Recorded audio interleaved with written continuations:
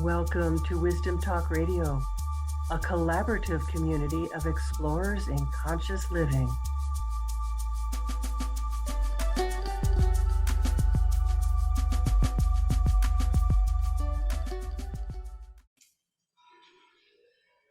So much of what I'm about, I've come to in searching for the connections between systems and the overlaps and the lenses to look at the world.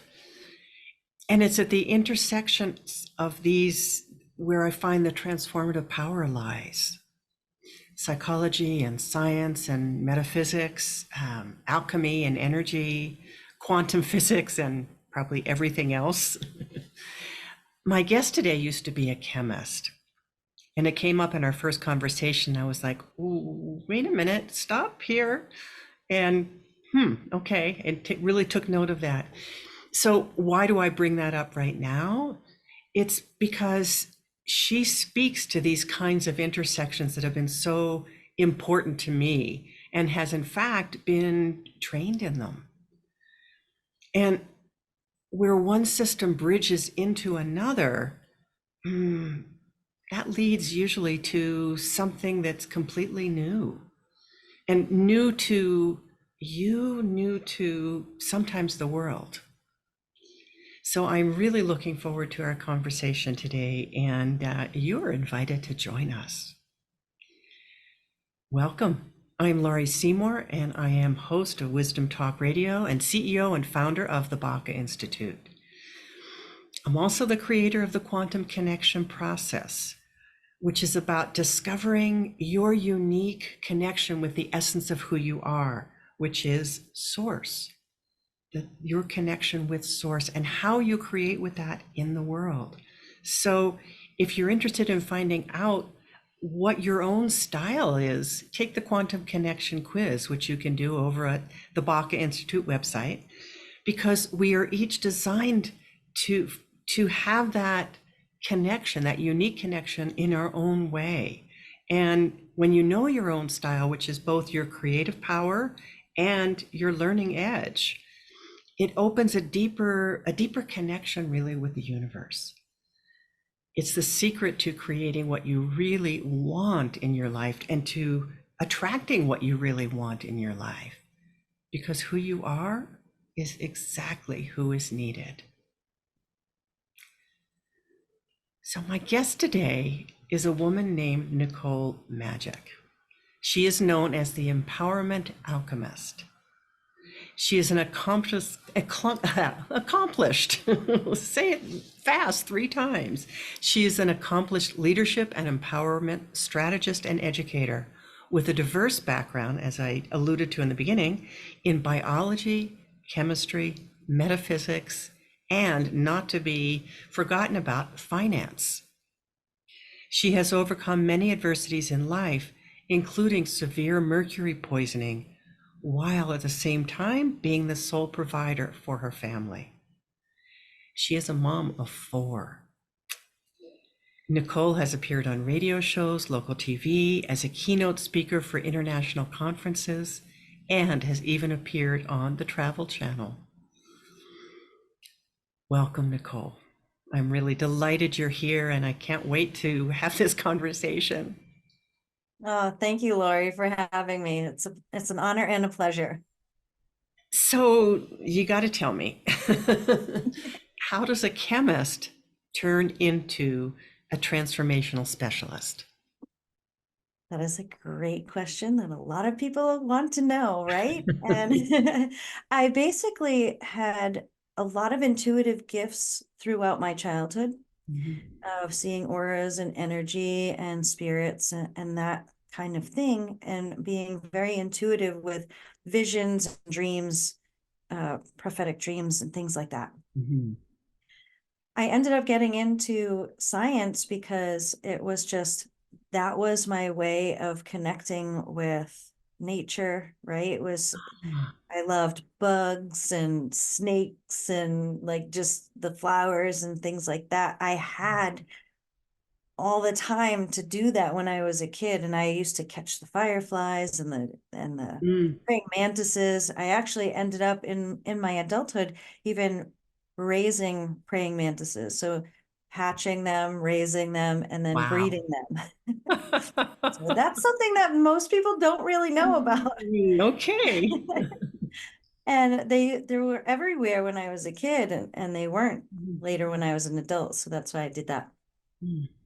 But it was that love for nature, that love for that science aspect of things. I was an observer because I was kind of shut out with interacting with most people because of these gifts and being brought up in a very Christian household where that seems like it was very taboo and I shouldn't do all of that stuff, even though my entire family was intuitive. So it was Oh, a little really? different for me where I was a little demonized for it. I think because my gifts were a little bit different in nature than everyone else's Mm, with the mhm. dreams and their visions, and they didn't see energy and the colors and the spirits and that stuff. So you were different, therefore you were wrong. Yes, pretty much. So it was try not to be an embarrassment to this family. Hmm. Hmm. Yeah, Yeah. basically that sums it up. So I got into science and in my I think my let's see, it was 2006. I had a near-death experience. 2013, I ended up leaving chemistry. So I was 16 years in biology and chemistry in the science industry. And in 2006, I had that near-death experience that amplified all of my abilities. So in the years that followed, it was really hard to stifle anything that Hmm. had been easy to stifle before. It's like you were bursting at the seams to be able to Yeah, express who you are. I actually I couldn't speak or swallow if Hmm. something came up that I needed to say. If I tried to not say it, I would get a lump in my throat. Hmm. I wouldn't be able to breathe. It was like I was having like panicky breath and I couldn't swallow. And when I couldn't swallow and I'd be trying to swallow, I couldn't breathe and it set in that panic. So it would just come out. It had to. Luckily, you knew that because so many people don't, and their body, in a sense, implodes in one way or another. Yeah, absolutely. Yeah. Yeah, I've worked with so many people who have incredible gifts, and sometimes it shows up more subtly, and yet panic attacks are a really big one to be able to start going into and saying, well, what's really there? What am I not willing um, to look at and to express? Yeah. Yeah. I actually just got contacted by um, a colleague who was doing some podcasts and they said, my throat is closing up when I'm trying to speak. And they Wow. have a really incredible story. So I'm like, oh, yeah, I know what that's all about, right? Hmm. And so we have a session that's booked and I can feel it and I can sense what's happening. So I can't wait to just dive right in with that person because Hmm. that's literally what's happening is we have these blockages and when we're not able to speak our truth because some belief in there, whether it's Hmm. Hmm. epigenetic or we've owned all of it, because I feel like there's a lot of epigenetic beliefs that come in that we Hmm. don't even own. They're just set in our DNA. Exactly. Can you speak to what you mean by epigenetic beliefs? Yes. Yes. So when anybody, I'm going to throw Dr. Bruce Lipton's name out here too, because Okay. the biology of belief, he explains it Mhm. so well with the epigenetics and that sciencey background. So I'm very, Mhm. he really like stroked my nerdiness Me too. I when he talked, understand. Yes. right? And so when you talk about the epigenetics, we're talking about your ancestors Mhm. that passed down these beliefs and behaviors because of the way that they think and they act. When we're babies, we're just absorbing a program of we're Mhm. learning and we're watching everybody around us and we're going to do that. Yeah. So what happens is our parents and their parents and their parents and their parents, Mhm. basically they act a certain way. Everybody's absorbing the behavior and learning that behavior. So when we Mhm. learn that behavior as this is how it is, this is what we do. It's not conscious. That's what we have It's to not. understand and really underline is this is not a conscious adoption because it's even more, I find, than behavior. It's also, and you alluded to it a few moments ago, you said it's in our DNA.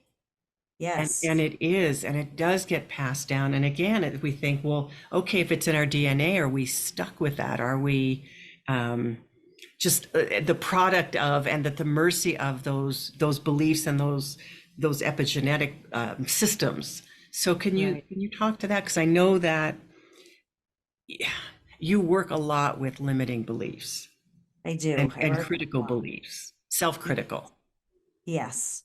So I'll say it like this, just because maybe somebody needs to hear it like this. Mhm. There are beliefs that we have that we don't even know we have. Those are Mhm. those epigenetic beliefs. They're so subconscious that it's these types of things that happen when somebody says to you, "Hey, Laurie, when you said that, you sounded just like your mother." Or when you did that, you looked just Mhm. like your Aunt Betty, right? Mhm. And you're saying to yourself, no, Mhm. right? Oh, yes, I mean, I know about that. Right. So whoever needed to hear it like that, it's Mhm. that thing that you're like, no way in heck am I doing that. And you I are. said I'd never be that. Right. And it's just so subconscious. I mean, my kids said that to me once, Mhm. that you sound just like grandma. And I was like, what? No, I don't. Go to And then your room.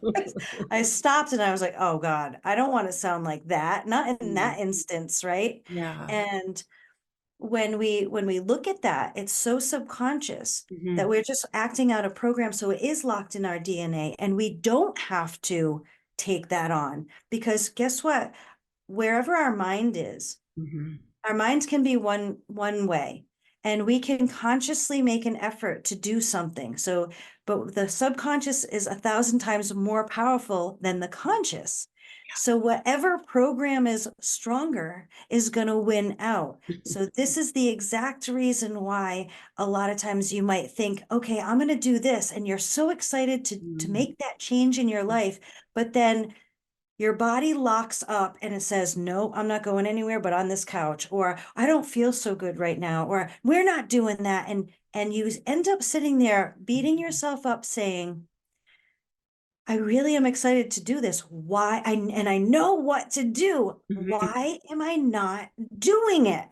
But then there's another piece that gets added onto that, I think, and that is we start convincing ourselves of the reality of that, what I want to call non-productive belief system or non-productive pattern. And Yes. it's just a pattern, but it's so there that because we do create our own reality, we that's what manifests is that old belief, that old patterning. And we can sometimes, even if we don't have somebody saying to us, you sound just like, we can see it in how our life is reflecting back to us in what's happening or not happening. Yes. I love that you mentioned that because that's how, that's kind of what I mean when I say, when your minds can go and then the body has to follow. Mm-hmm, mm-hmm, And sometimes it just digs its heels in. And if we give up before we actually get there, so you're actually giving up before you even start. mm-hmm. Yeah. And then you beat yourself up and you get all down on yourself and say, and then it just reignites another program that, see, you'll never get there. You'll never do this. You're not smart enough. You're not good enough. There's not enough time. There's blah, blah, blah. I'm Yeah. not enough. Yes. And it can happen in such a quick moment. And I know I work with that a lot around paying attention to the feet, what I call the feeling body. And I'm really interested in how you're working with that with people. Ooh, yeah, it's super important to really tap into where these things are hitting you. So actually, we can talk about the parts of the body. Like every part has an indicator of what's happening. So we could get into hours long conversation around like meridians and all this stuff. Mhm. But I'm just going to touch on the three things that help you make decisions, which is your head, your heart, and your gut. Mm. And there are different places that these emotions or fears will set in. Mhm. And so if we just remind everybody, our beliefs Mhm. are ingrained. So we have this subconscious beliefs. They get triggered by something, and that sparks an emotion Mhm. and a thought. And Mhm. the thought and the emotion are mediators between the belief Mhm. and a behavior. So how you think and what you feel Mhm. then determines how you're going to act. Yes. Yes. And that piece is what creates your reality. So with that said, that thought and that feeling, those two things are super important. And where that feeling lands, sometimes you'll get butterflies in the stomach, or you'll get nauseous, or whatever, sick to your stomach, right? Oh, I'm so sick to my stomach right now. Mhm. That's about fears. Fear about the future, Mhm. fears that you're holding. And what fears mean in there is, so anything in that abdominal region that you're feeling has to do with a fear. And that fear is something that just needs to be acknowledged, Mhm. because fear is just energy. It's an alert system. It's saying, Mhm. I'm outside of my comfort zone. We might be in danger. And all you basically have to do is tell your body, like, ask the question, what needs to be acknowledged? And Mhm. then whatever is coming up, it's okay. So how do you quell that feeling? Because it could just be as easy as, okay, well, we're not in danger. Yeah, It's the okay, we saber-toothed can tiger move is forward. really no longer out there. Yeah, it's just a little kitten purring Mhm. and is hungry, right? So when we move over to the heart, you can have these feelings, and what happens in the heart area, it's all about sadness and grief. Mm. And when we look at sadness and grief, we look at what needs to be let go. So ask yourself what needs to be let go. So if you're feeling like you've got pressure in the chest, or it feels closed, or you're doing this, you want to go into the Mhm. fetal position, you're Mhm. trying to protect your heart from getting hurt. Mhm. And then when we move up to the head, it's about anger, frustration, resentment, agitation, right? And when we look at that, the question is, what needs to be changed? Because we Mhm. get angry when something needs to be changed. And if it's not changing, we get angrier, or we Mhm. start to resent it after a while. So, what needs to be changed? And Mhm. then look at that and take an action to change that, because it starts up here too. For everything, there is an action that you can take. It's not Yes. just to be passive with it. It's not just to notice it. It's to go into it and start to ask the questions. I find that there can be a series of questions that we can ask to get Yes. more information. For me, my experience has been, it's sometimes at this point, my body is so sensitive that it's not about an emotion. It's about an alert system that's saying, you need to pay attention to this. There's something to discover. There's something new here. And let's get curious. So Yeah. the And I love curiosity, that, all of your because questions really are alerting you to be curious. absolutely. And when you can get into that space of observing, and that awareness of what is happening within you, that the fears start to subside. So you don't start feeling those fears, and you have exactly what you said, Laurie. And I'm so glad that you mentioned it, because it's like there's so many people that are stuck in that space. But Mhm. then when they start moving over here, it's you start losing those fears, and Mhm. all it is an alert system. We have an autonomic nervous system. That is our alert system. Mhm. That's what charges up. If there's something that says that I might actually be in danger, you'll Mhm. feel that charge without the feeling of the fear. So if you can Because you even do need the imagine alert that, system. You do need that. you do. We have to have that. Right. Otherwise, forget it. We'll walk right into the, highway in LA or something, right? If we're totally oblivious to what Mhm. might actually be a danger to us, we have this wonderful body, miraculous systems in place that will charge up. So when I feel that autonomic nervous system charge, you feel that release of adrenaline. And Mhm. what happens is I feel that tingly feeling and I get that heightened sense, and I'm looking, and it's like my body just goes where, and my eyes go where it needs to go. Mhm. But I don't feel that fear because you You don't know how label it that way, right? You don't it's not, label it as fear. well, it's not even labeling it as fear. Like the Okay. fear isn't even there. Mhm. So there is no fear that comes up. So let's say this, this was something that happened that was so funny. Went out to lunch with a girlfriend of mine, and it was during the summer, so we were in Providence. We went down over to Federal Hill, and they have all this open outside stuff, right? So nice. The sun was beaming down, and we were just having a great time because we were reconnecting after we hadn't seen each other for so long because of COVID. Mhm. And one of these big Mack trucks was coming up and honk honk, right? It did their thing with whoever they were beeping at. And my friend practically jumped into my arms. She jumped so high that she like jumped at me. And I just calmly looked at her. When when the beep happened, Mhm. my nervous system gave the charge of, okay, something is going on. Mhm. Mhm. And I looked around and I saw we're safe. Mhm. And she's jumping at that time. And she's like, how are you so calm? And I'm like, because I'm not scared. I'm like, Mhm. my nervous system said, take a look around, assess the Mhm. situation. And it happened just like that.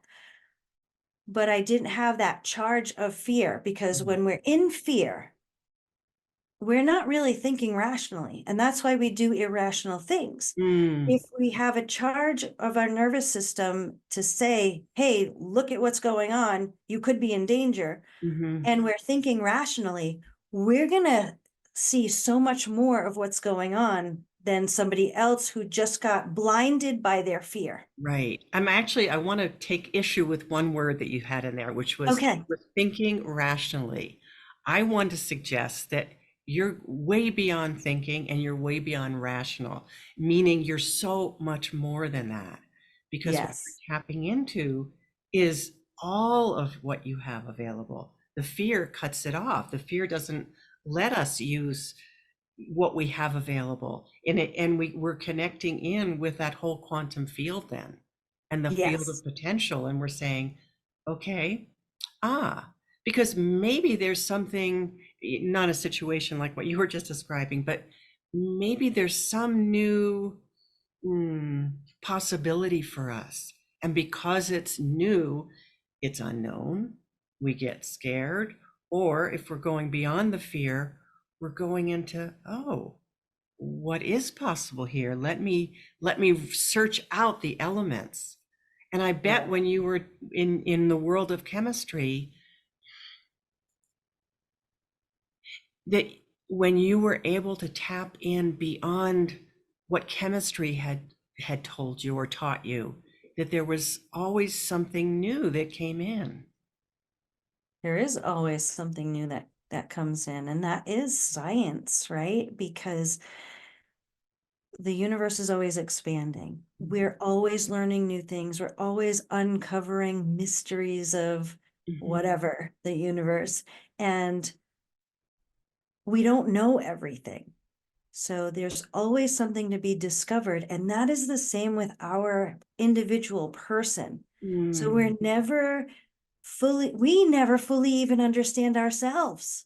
No, because we're always And that's growing. okay. Yeah, and that's okay. We understand if we're doing the work and we're tapping in and we're being curious and learning about ourselves constantly, Mhm. we automatically learn about everybody else around us. Mhm. So it applies because as within, so without, right? Mhm. Mhm. And when we look at it that way, we can keep self-discovering and we keep going deeper and uncovering what's going on with everybody else around us. Because when we go down into these deep, deep layers of things, we recognize that there is this connectedness. Yes, yes, yes. And at some point, and you may not understand this just yet, but when you get there, it's like mind blowing that you can get to this place of so connected Mm, when you look at someone else.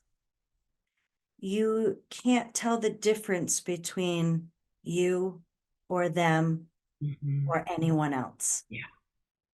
And it is a bizarre feeling that first time that it happens. Hmm. This is exactly what we are here and how connected we are.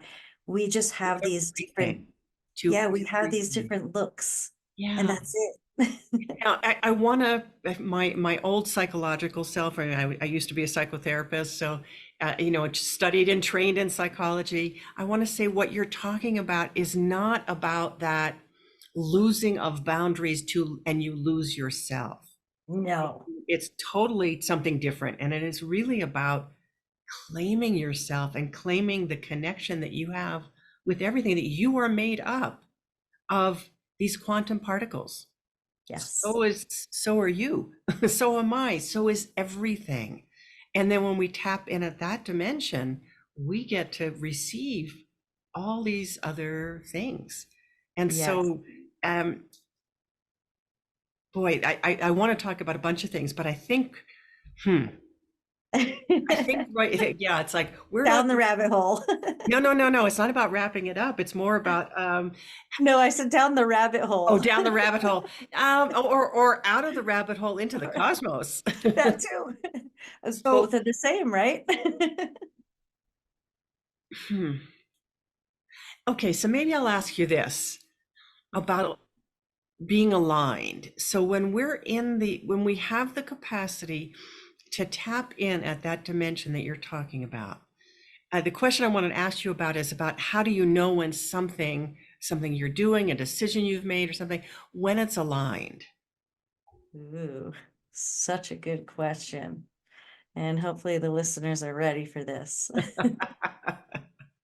Okay, first I'm going to back out a little bit and say, when you're feeling pain, you're feeling resistance, because where there's resistance, there's pain. Where there's pain, there's resistance. Mhm, So wherever it is in your life that you're feeling that something doesn't feel so good, it's not right, it's not aligned.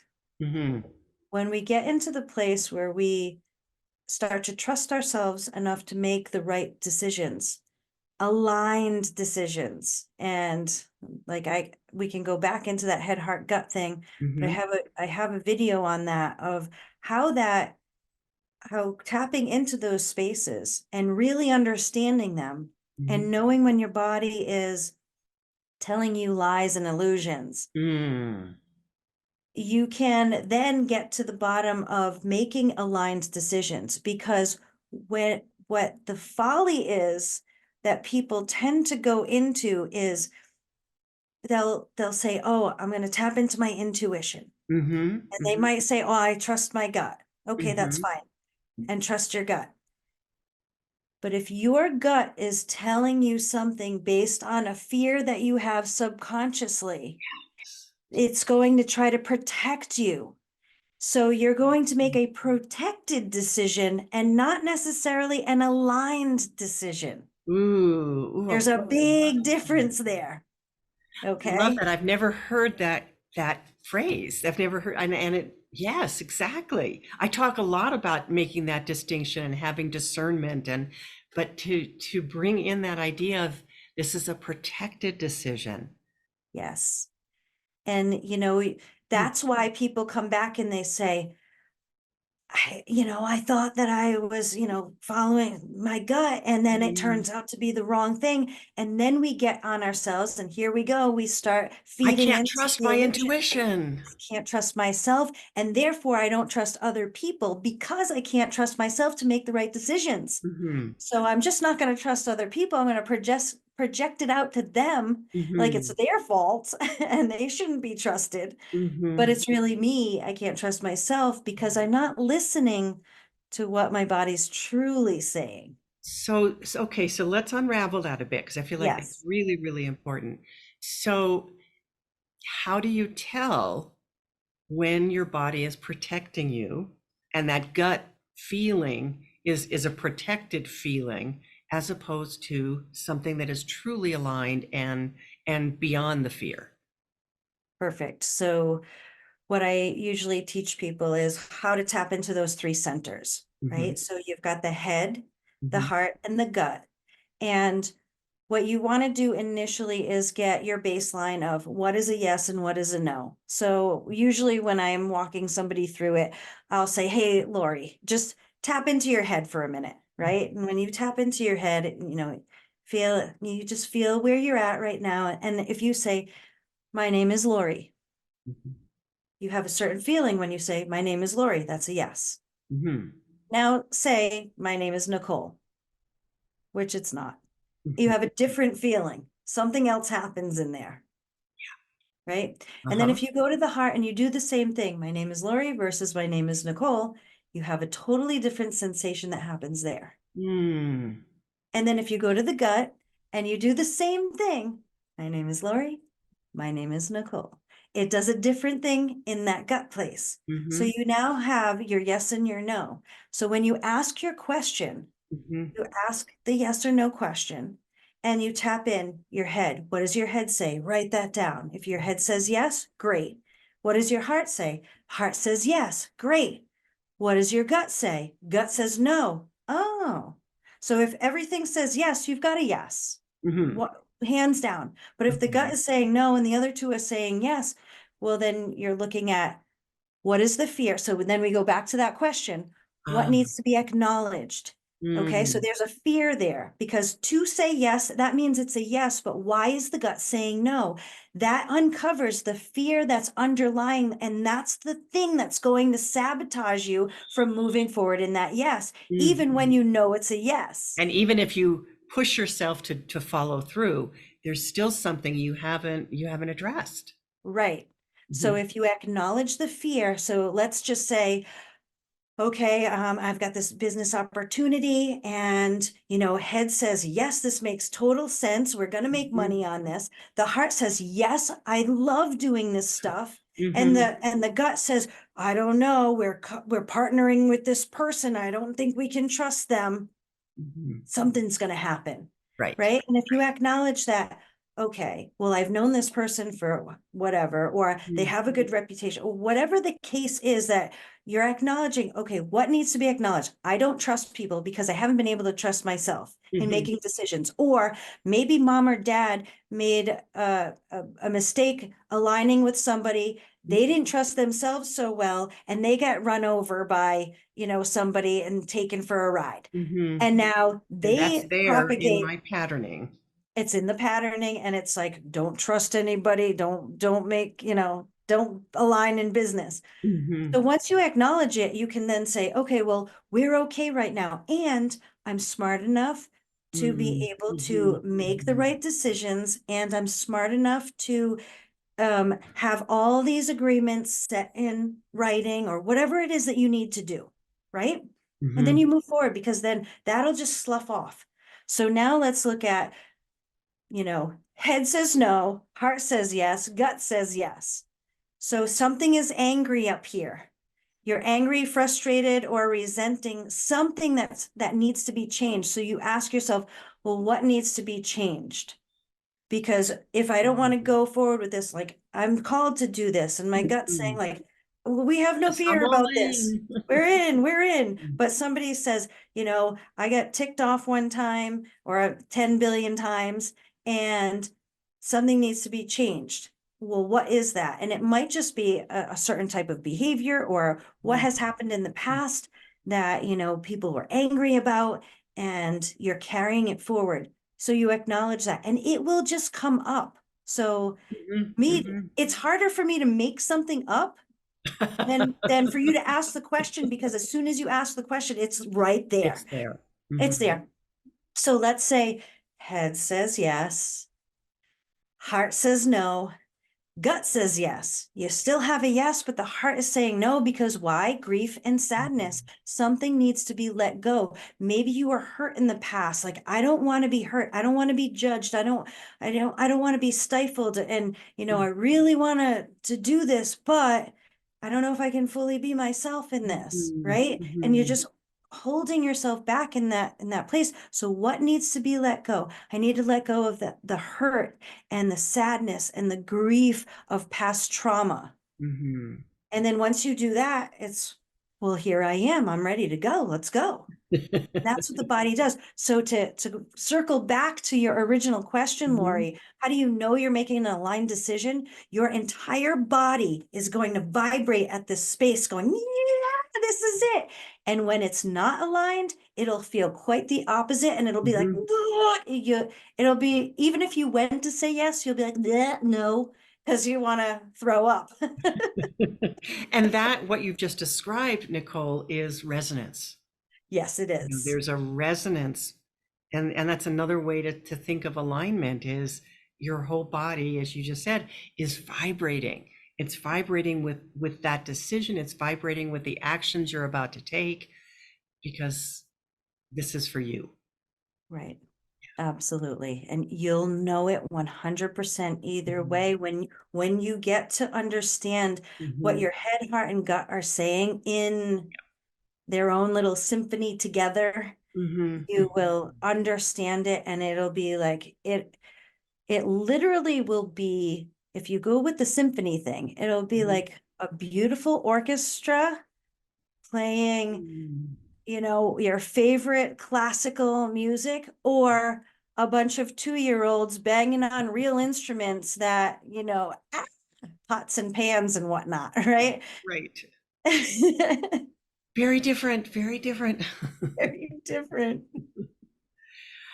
So the other thing I want to talk to you about, and I'm not sure of the way we'll go into this, but it has to do for me with the power of love, the vibration of love, the Yes. vibration of unconditional love, because people talk a lot about self-love. And I think about that more. And I'm towards the end of writing my book about all of this, about what it really means when we talk about self-love and Mm. and the whole idea of remembering what you said. I'm going to circle it back to, this is my way in with you, what you said back earlier about that place of connection with everything, Yes. because that's how we came into the world. We came into that world knowing that connection, that place of connection, because that's all we knew. Yeah. And we go into life and we start to forget. We Yeah. start to cover it over. Or in my case, it was that the person in my life who really carried that for me was my father, that vibration of unconditional love. He died when I was pretty young. And Mm. so I felt like I lost that connection because I had kind of transferred that connection onto him, that remembrance, and Okay. I lost him. So it's that sensing of forgetting and remembering that I want to ask you about. And what's your take on all of that? Ooh, I'm gonna feel into this and how I'm supposed to answer this at this point, because with my near-death experiences, it Mhm, changed everything, how I looked at everything, mhm, especially like life and death. Even as a young child, I had a very different understanding of death, because people would come to me to cross over. mhm, And then when I had my near-death experience and I actually felt that love mhm, vibration, and then with the quantum jump, that happened and experiencing all the things after the near-death experience, Mhm. it brought so much wisdom and understanding, at least to my the way that I perceive things. All right. That connectedness is like going back to the source where you would plug in. So let's say, if we were thinking of electricity, the generator is the source, Mhm. right? And when we plug in into that, we get to, kind of siphon a little bit of that off and do whatever we're doing. Mhm. And, Mhm.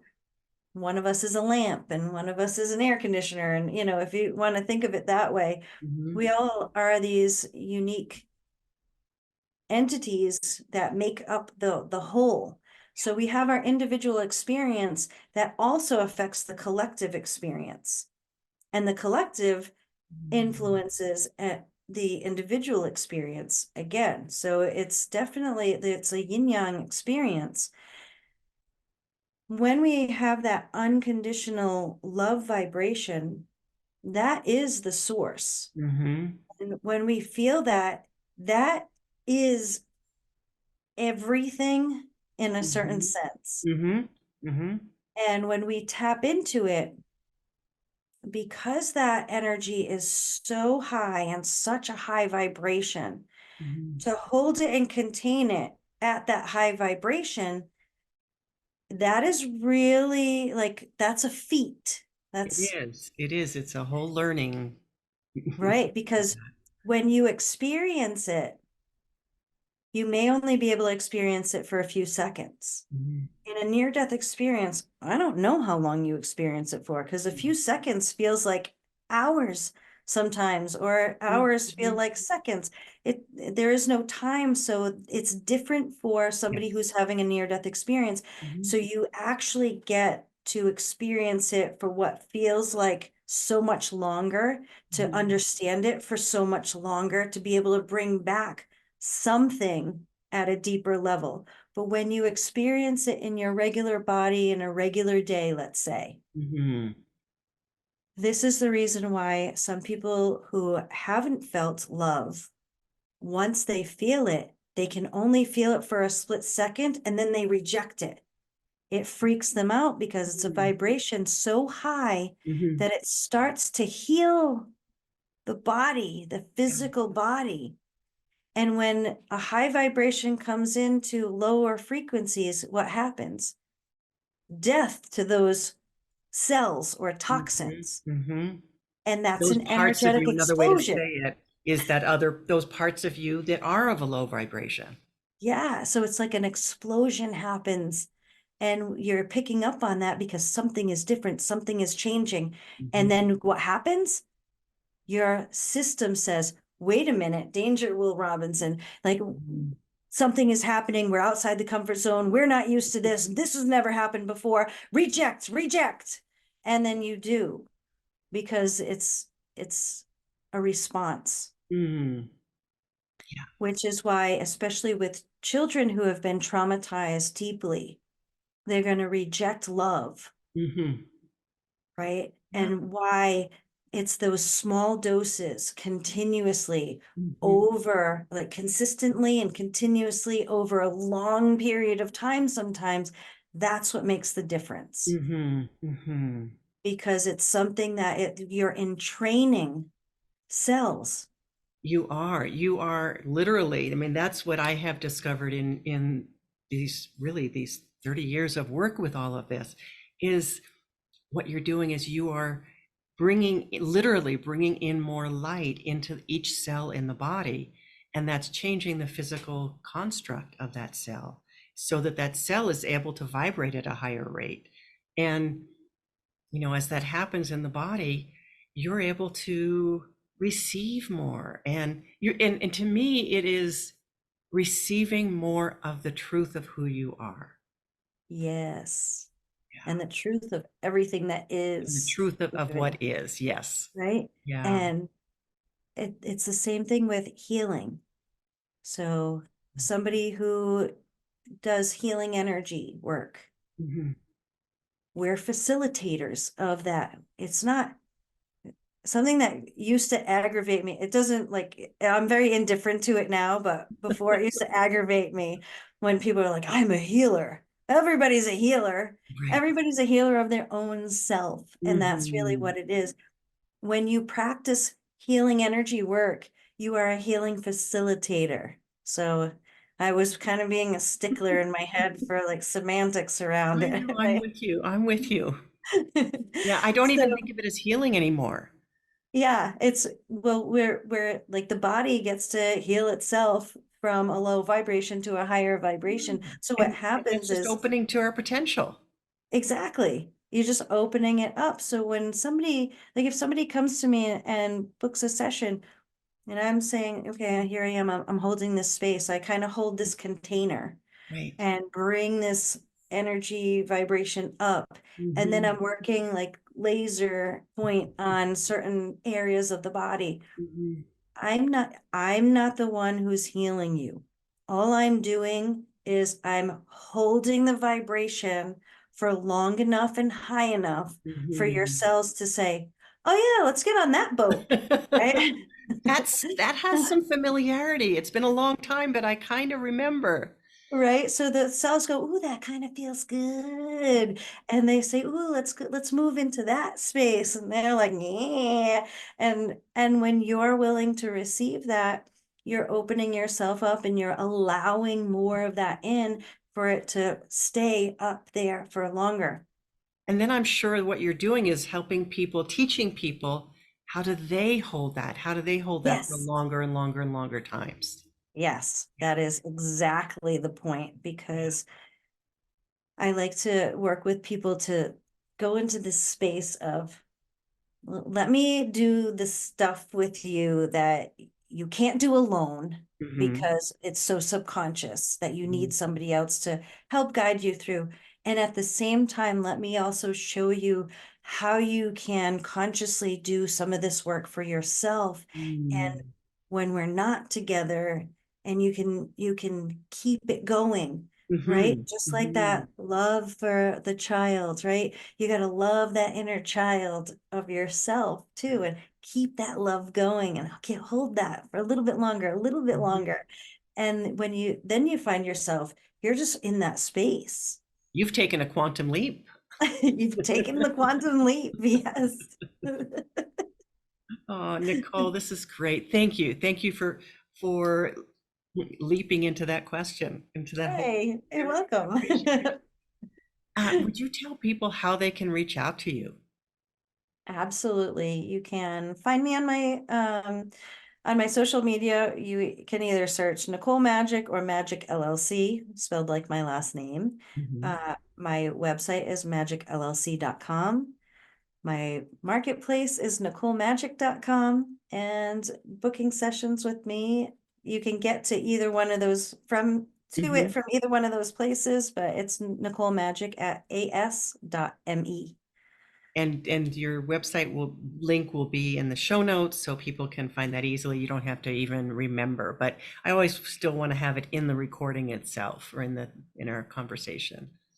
Of We course. didn't even get to talk about conscious leadership and empowering others, and Ooh, and I really did want to talk with you about that, but okay. maybe part two. Part two, part two. Nicole, thank you so much for being here today and for sharing yourself, your wisdom, your light. I really appreciate you. Thank you. And I appreciate you as well. I so much enjoyed being here with you, Laurie, and the conversation was perfect. Thank you. Thank you. You're And welcome. thank you to our audience, those of you who are listening or watching. Thank you for being with us today at Wisdom Talk Radio. And remember to join us here regularly for more wisdom, discovery, and illumination.